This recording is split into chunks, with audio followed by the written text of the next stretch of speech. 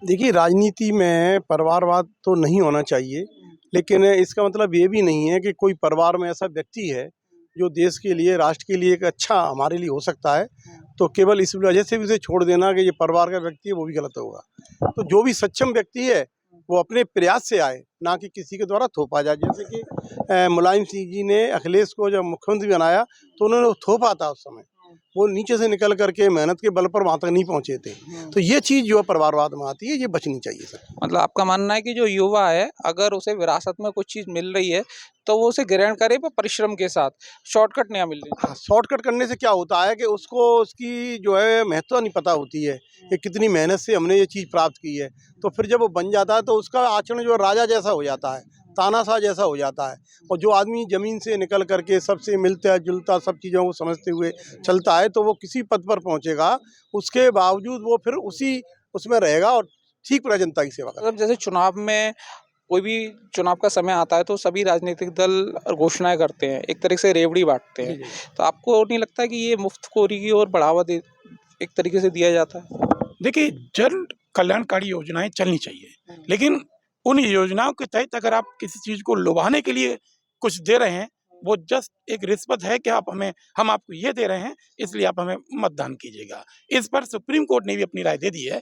ऐसी योजनाओं पर रोक लगनी चाहिए। जैसे अभी आप पार्टी के दिल्ली के मुख्यमंत्री जिस तरह से एक शराब के बोतल के साथ दूसरी शराब की बोतल दे रहे थे कोरोना के टाइम पर, और जिस तरह से स्वास्थ्य क्लिनिक चला रहे थे, वो इसका रेवड़ी बांटने का एक बेहतर एग्जाम्पल है। इससे अच्छा कुछ नहीं हो सकता।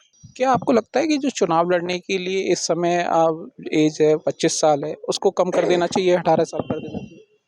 हाँ, मेरे हिसाब से कम किया जा सकता है, क्योंकि आजकल बच्चे बहुत मैच्योर हैं, टाइम से पहले बहुत समझदार है आज की पीढ़ी। तो वो अपने देश का, अपने परिवार का भला सोचने में काफ़ी हद तक सक्षम है वो लोग। मेरे ख्याल 20 साल ठीक है मेरे ख्याल हिसाब से। इसके आसपास है ना, उनको वोटिंग का अधिकार या मिलना चाहिए, और है ना, मेरे ख्याल से ज़्यादा सही है वो। और लड़कियों की शादी के लिए 21 उम्र में विचार किया जा रहा है कि इसको मैंडेटरी किया जाए, तो इस पे आपकी क्या राय है? हाँ, बिल्कुल, होना चाहिए। मेरा ये मानना है कि छोटी बच्चियों के ऊपर जल्दी से शादी और इस तरीके की चीज़ों से उनका जो पूरा विकास होना चाहिए बच्ची का, वो नहीं हो पाता। बच्चों को पूरा, मेरे लड़कियों को पढ़ने का, लिखने का, ऊपर उठने का मौका मिलना चाहिए। और आज हम देखते हैं, हम लोगों ने ये मेरा ये मानना है कि कईयों जगह पे लड़कियाँ लड़कों से भी बहुत अच्छा अपने आप को प्रूव कर पाती हैं। आपके क्षेत्र की जो प्रमुख समस्या हो, जिसका आप चाहेंगे कि इस बार जो आपका सांसद चुने जाएं, वो समस्या का समाधान करें? नहीं, हम तो यही कहेंगे कि मेरे ही क्षेत्र में नहीं, हर जगह ऐसा काम हो कि किसी को शिकायत करने का मौका ना मिले। सरकार ऐसा काम करे कि कोई आगे ये ना बोले कि हमारे क्षेत्र में ये काम नहीं हुआ। कैसा जनप्रतिनिधि आप चाहेंगे? जनप्रतिनिधि तो यही है कि सबका ध्यान रखे। जी। जी। निशा दुबे। निशा जी, आप इस समय, जैसे जो मौजूदा सरकार है, मौजूदा समय में महिलाएं अपनी सुरक्षा को लेके किस तरह फील करती हैं? बहुत अच्छी फील करती है, पहले से बहुत अच्छी फील है। हम लोग कहीं भी अकेले में भी जा सकते हैं, अकेले में भी आ सकते हैं, रात में, दिन में, कहीं भी कोई हम लोगों को परेशानी नहीं है। प्रशासन भी अच्छा है, हमारा सरकार भी अच्छे हैं, मोदी योगी तो हमारे लिए बहुत अच्छे हैं। या आपके क्षेत्र की जो प्रमुख समस्याएं हो, जिनका आप इस चुनाव में अपने प्रत्याशी से समाधान चाहेंगे? हम अपने प्रत्याशी से ये चाहते हैं कि जो भी हमारे आसपास जो भी विकास हो वो प्रॉपर हो।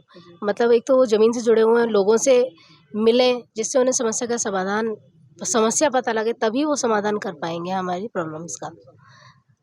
क्या आपको ऐसा लगता है कि चुनाव के समय प्रत्याशी आपके क्षेत्र में आते हैं, उसके बाद फिर वो दिखाई नहीं देते? जी, ये बिल्कुल होता है कि आते हैं, पर ये है कि फिर भी हमारे जो क्षेत्र प्रत्याशी हैं वो फिर भी बीच-बीच में आते रहते हैं, मिलते रहते हैं, हमारी समस्याओं का समाधान करते रहते हैं। मेरा नाम डॉक्टर वनिंदर कौर, मैं गायनेकोलॉजिस्ट हूँ किरावली सीएचसी पर।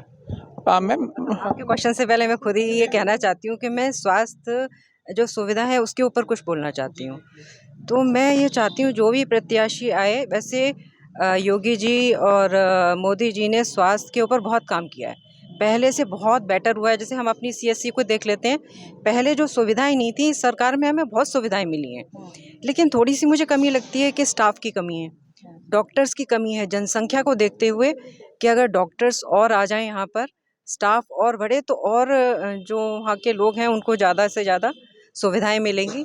सर, जैसे महिलाओं को आरक्षण मिला है, मैं उसके ऊपर कब बोलूँगी कि जैसे इस साल 2024 में ही आ जाए वो ज़्यादा बेहतर था, मगर ऐसा नहीं हो सकता इस साल। कौन से मुद्दे अहम हैं जनता के लिए? मोस्टली तो जैसे अभी इन्होंने हेमा जी ने बोला था कि लेडीज़ के लिए, लड़कियों के लिए, वो वही मेरा मुद्दा है। क्योंकि कई जगह मैंने ऐसा देखा है, मतलब दूसरों के काम हो जाते हैं, पर लेडीज़ हैं उनको पूरी तरीके से ना उस चीज़ के बारे में नॉलेज नहीं है। एक तो सरकार को चाहिए कि वो नॉलेज प्रोवाइड कराएं, मतलब वहाँ पर ऐसा कोई बंदा होना चाहिए जो उनको ईजिली काम करा दे। कई लेडीज़ हैं या कई गाँव क्षेत्र से ऐसे आते हैं जो पढ़े लिखे नहीं होते हैं, उनको बड़ा मिसगाइड किया जाता है। जैसे कुछ भी उनको बनवाना हो, गवर्नमेंट का एक लेटर भी बनवाना हो, तो उनको इतनी चीज़ें घुमाई जाती हैं। मैंने कल अपनी आंखों से देखा तो मेरे को बड़ा अजीब लगा। कौन से मुद्दे देखती हैं कि आगामी लोकसभा चुनाव में अहम है? मैं महंगाई को लेके, अच्छा, ऐसा हो जो कि गरीब इंसान खा सके अच्छे से। अच्छा, आपको लगता है कि इस समय महंगाई काफ़ी है? ज़्यादा है, गरीब इंसान खा नहीं सकता अच्छे से। आगामी लोकसभा चुनाव में किस तरह के मुद्दे आप देखते हैं कि जनता के लिए ज़रूरी हैं और आप अपना जो प्रत्याशी है उसका चुनाव उसी मुद्दों के आधार पर? आपने देखा होगा इस अमृत काल में 1300 से ज़्यादा स्टेशनों का सौंदर्यीकरण आदरणीय नरेंद्र मोदी जी के नेतृत्व में हो चुका है और 39 रूट्स पे वंदे भारत ट्रेन आज चल रही हैं और धारा 370 मोदी जी के द्वारा हटी। राम मंदिर देखा आपने, राम मंदिर का मोदी जी ने बनवाया। इसी विचारधारा को लेकर हम विकास पर वोट देंगे।